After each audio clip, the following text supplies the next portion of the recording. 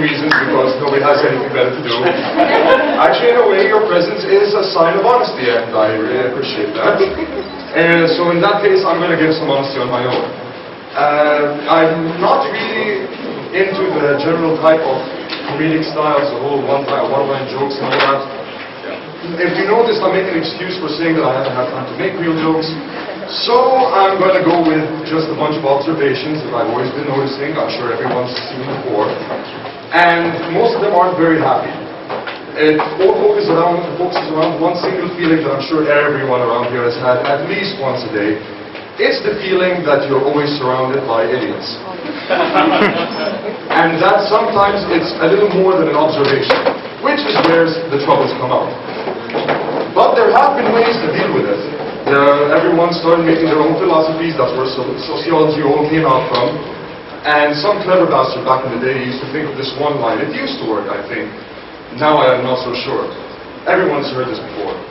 Sticks and stones may break my bones, but words will never hurt me. Everyone's heard that, right? Yeah. I've always found that to be a little misleading, which is a polite word for saying it's bullshit. I'll tell you what. That phrase deals with one side of life. That's interaction. How each one of us deals with everyone else. There are two other sides to life that everyone has to point out. One's science, dealing with the natural world. One's religion, dealing with the supernatural. It can be faith, but whatever. The thing is, those last two always are very heavily based on words. In fact, in religion's case, words are the whole of the thing anyway. And they may not hurt you, but they can give people a pretty damn good clue. Science, you're talking all robotics and, you know, space travel, shit like that. So, proverbially, they teach you how to make the sticks and stones. And how to make them better. And how to put little digital decals on them and everything like that. Now, religion tells you when it's a good idea to use those sticks and stones. And in the minds of the ones that we're kind of afraid of, that's any fucking time. And by that I mean any time somebody says or does something that they don't like. Which usually means, therefore, when someone says something or does something that they're just too chicken shit to do themselves. Now, the thing is, I'm going to give it the benefit of the doubt. Maybe once upon a time, this whole thing, this saying used to work. Politicians will always disagree, but nobody cares about what they think anyway. But in recent time, well, actually at one point it must have been true. I'm sure back in the days of your Neanderthals and all that, a club over the head hurt a little more than But in recent years, any hope of that sentence saying having any truth to it whatsoever is killed because of one term. That term's name is political correctness. Apparently now, every word can hurt. Any word you say can hurt someone of any particular demographic or group. I always used to like to call things retarded. Anytime I get annoyed, fucking computer's retarded. Now I can't say that because it offends retards. And the people who tell me that are usually people who aren't retarded in the first place. So I haven't heard them complaining, but it's not politically correct. Going on, the examples can keep going on and on. You can't say shorty because it offends midgets. You can't say raghead because it offends Arabs. My favorite one, a taxi driver, get me this one. You can't say Jew because it offends cheap people. And the stupidity just starts, and here we go. Actually, speaking of stupidity, sooner or later you do realize that we're not going to be able to call anyone stupid because it offends stupid people. Well, you know what?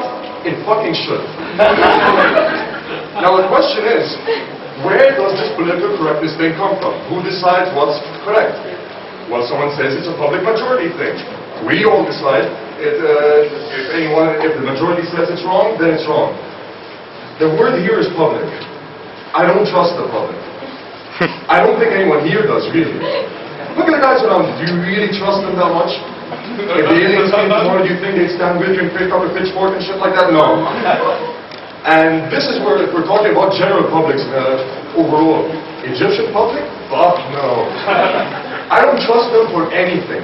Little or large. Little things. I don't trust them to stop at the red light. They always just do this stupid thing. I don't trust the cop who's standing there to tell him if he's going to go through or not. That's one of the little things. Larger things now, I'm sure many of the ladies around can agree with me on this.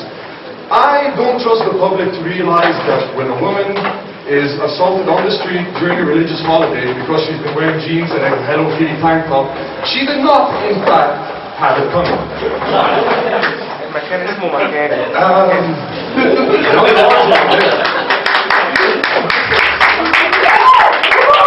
know it's motion. Even larger, and this is a bit on the more serious side now, also along the same lines. I don't trust this public to know or to realize that I'm sure you've been hearing that we've had a few campaigns about this in the last few years. They have been doing squat or whatever. I don't trust the public to know that when someone out in the country rips the clitoris out of a girl before she knows what a clitoris is, it's wrong. It's wrong. Some say it's sexist, some say it's misogynist, some say it's, I don't know, religious tradition and all that. I don't care. These are big words. It's wrong. What happened to that? And by the way, most of this tradition is based around religion, so most of the people around who do this sort of thing are very religiously minded. The main question is, this is a human being. Isn't this God's creation? And you felt there's a bit in that creation that needs to be removed. Are you saying that God's creation is flawed? It's like somebody like God bringing up a TV and saying, behold, I bring you the greatest machine in the world. I call it woman. A man is just leaning over there. It's like, what's this wired for? I'm glad you asked. It doesn't work.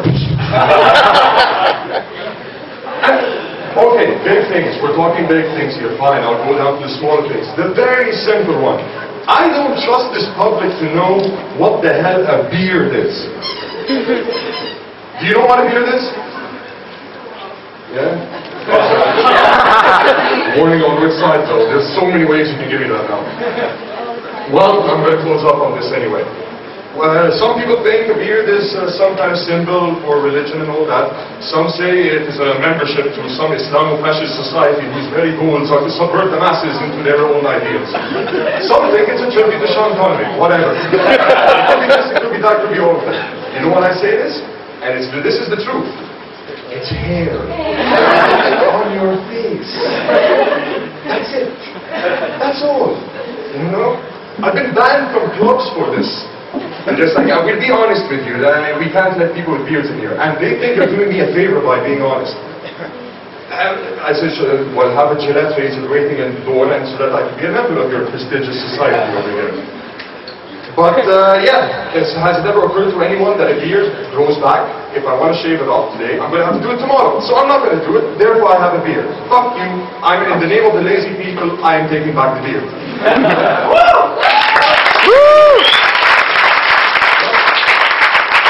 Just to wrap it all off, in case the ladies feel alienated with that movement, there is one side though, one kind of lady that I think would be along with me in this cause. I noticed some veiled ladies around here. And I know that everyone has their own reasons. I like one particular type. The type that before she got veiled was sitting in front of the mirror, brushing her hair. Her hair is genetically predisposed to giving her trouble the rest of her life. The brush keeps getting stuck. The Nivea shampoo pineapple extract thing hasn't been working. The ads that said that she's going to look just that pretty the moment she does it and get all the guys is not working, nor has it been working for 40 years. Only way she can fix anything is to spend 600 pounds in a hair salon by some guy named Armand, previously known as Ahmad.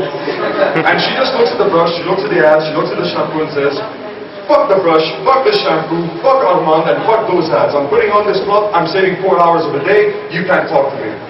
Alright, that's enough.